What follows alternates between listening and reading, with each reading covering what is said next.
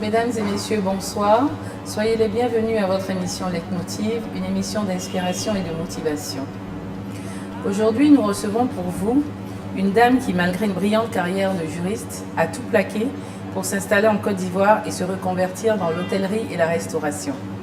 Béa Grancola, bonsoir. Bonsoir Corinne, bonsoir mesdames, bonsoir messieurs. Merci d'avoir accepté notre invitation. Merci de m'avoir invité. Je suis ravie de passer ce moment avec vous et les téléspectateurs.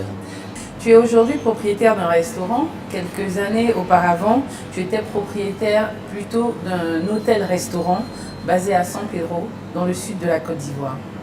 Pourtant, tu démarres ta carrière en tant que juriste à Paris. Raconte-nous un peu comment commence son parcours. Études très classiques, sciences économiques, options, gestion, management, avec dans le but de devenir cadre supérieur dans une grosse entreprise, une multinationale.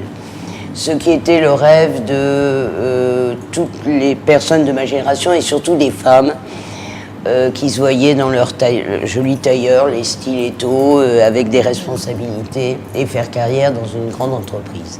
Donc c'est comme ça que j'ai commencé. À l'issue de la maîtrise, j'avais plusieurs possibilités et j'ai opté pour un DESS de fiscalité internationale pour deux raisons. D'une part parce que c'était nouveau et d'autre part parce qu'international c'était voyage. Voilà donc comment j'ai commencé d'abord dans la fiscalité puis le droit. Je suis après devenu avocat. Après tes études, tu démarres ta carrière chez Arthur Andersen International, un grand cabinet spécialisé dans l'audit, les services fiscaux et juridiques. Comment est-ce que tu arrives à avoir ce premier job et comment se passe ta première expérience professionnelle? J'ai ce premier stop en posant beaucoup de candidatures spontanées. Avant ça, à l'issue d'ailleurs de mes stages, j'avais été pressenti dans un travail de fiscaliste également dans des grands groupes français, mais qui ont trouvé qu'ils étaient très bien entre hommes et que donc je ne leur convenais pas. Arthur Andersen était un cabinet américain, donc plus ouvert finalement. Cette première expérience était absolument passionnante, vraiment passionnante. Alors tu continues ton parcours dans de grands cabinets, Ernst & Young, Janté et associé, et aussi tu deviens chef de service fiscalité internationale.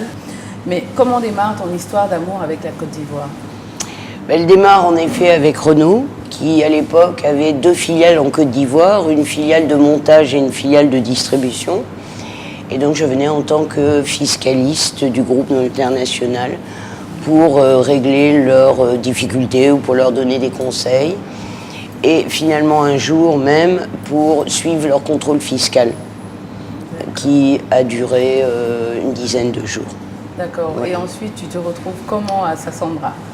Donc quand j'avais voyagé en Côte d'Ivoire, j'avais été séduite surtout par les gens et j'avais aussi été séduite par la cuisine, par une ambiance.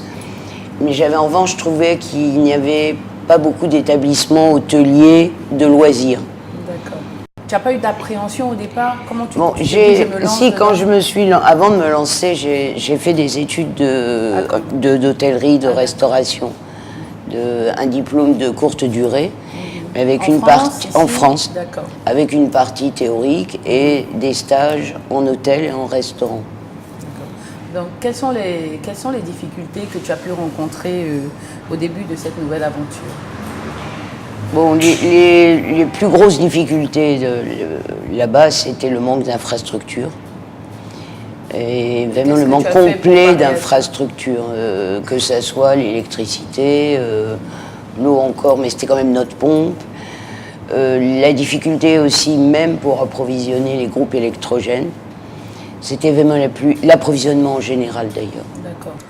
Avant de revenir sur un autre chapitre de son parcours, mesdames et messieurs, je vous propose de suivre pas plus tard que maintenant le portrait de la semaine.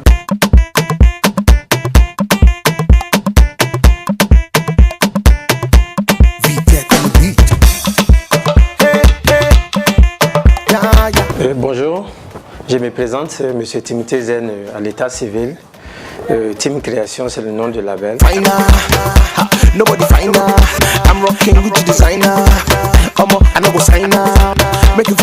J'ai commencé la couture vraiment très jeune, ça me fait plus de 25 ans. D'abord, j'étais un passionné, d'abord étant petit, puisque il y a mon père qui faisait la couture. Donc, j'ai profité aussi de mes petits temps, souvent quand je ne vais pas à l'école, venir passer un peu de temps avec le vieux. Mais lui, il ne voulait pas, il voulait qu'on suive les études.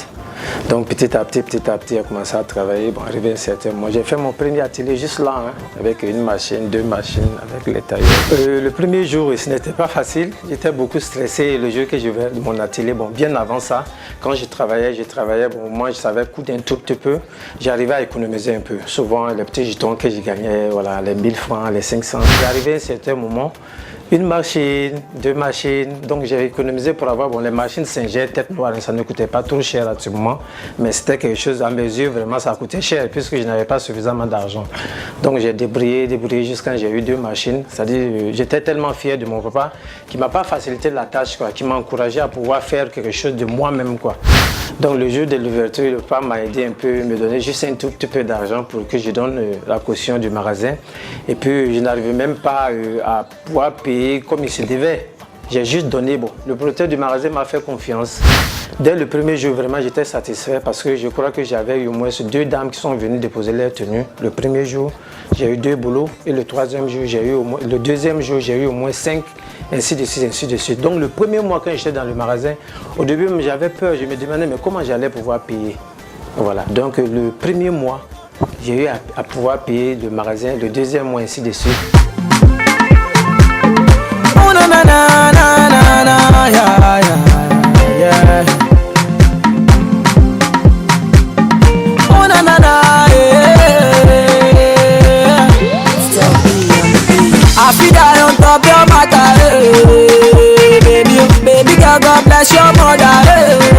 Aujourd'hui, avec l'évolution, j'ai eu à faire plusieurs défilés.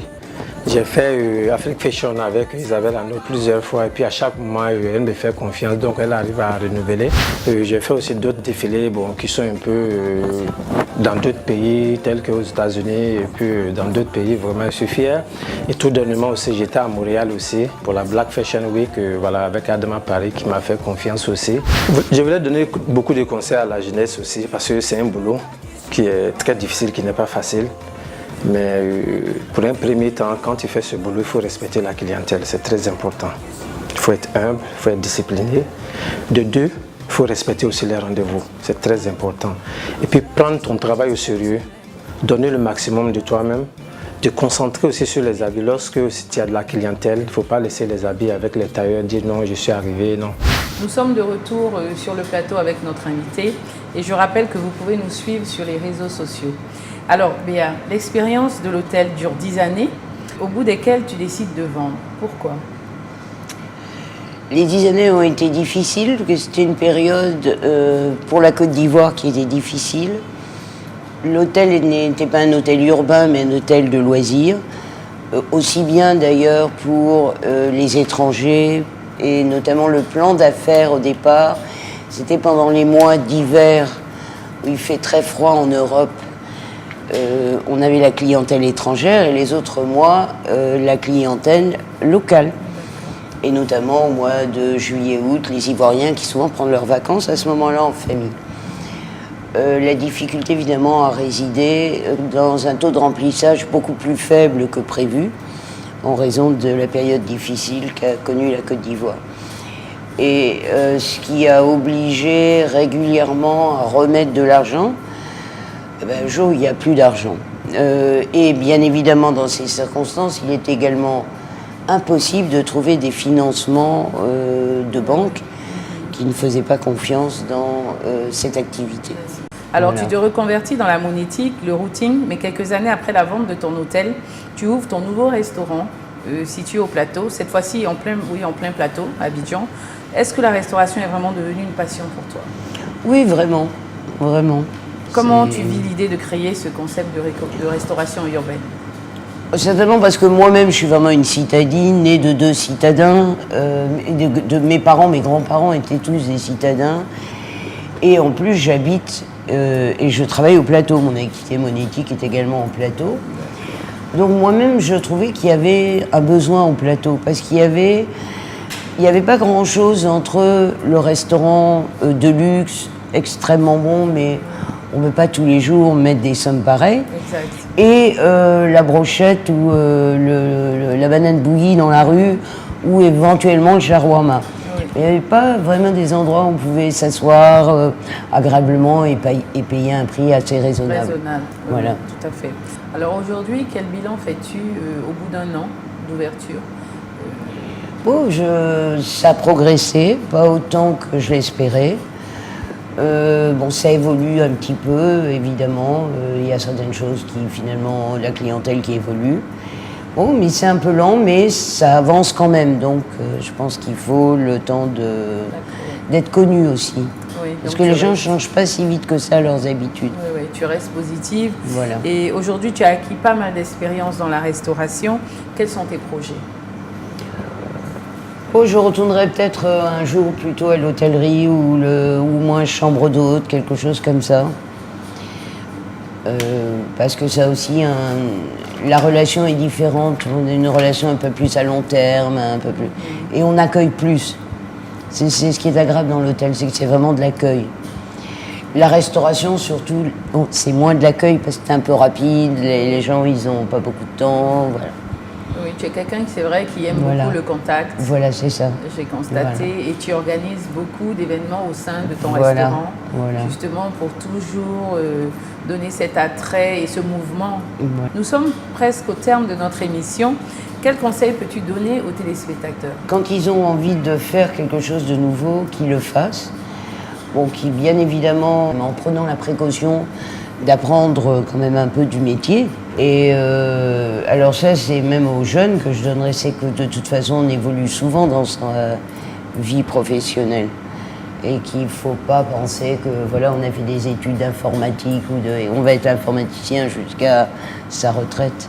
Béatrice Brancola, merci de nous avoir reçus au sein de ton restaurant au plateau à la rue du Commerce et d'avoir partagé ton expérience avec nos téléspectateurs.